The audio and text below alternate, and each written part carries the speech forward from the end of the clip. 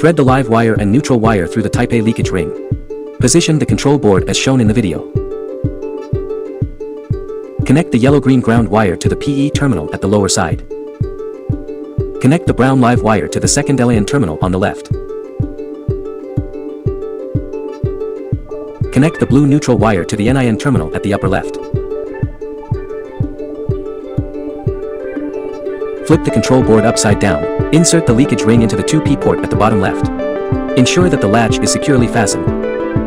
Flip the control board sideways. Pass the current sensor ring through the blue output neutral wire.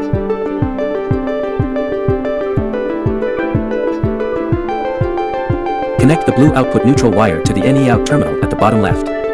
Connect the brown output live wire to the L out terminal in the middle left.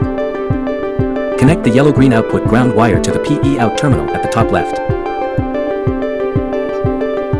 Connect the red CP wire to the lower CP terminal. Tighten the CP terminal with a flathead screwdriver. Connect the current sensor ring to the terminal block. Remove the screen ribbon cable and connect the screen to the mainboard. Adjust the connection order according to your specific casing. Thank you for your patience.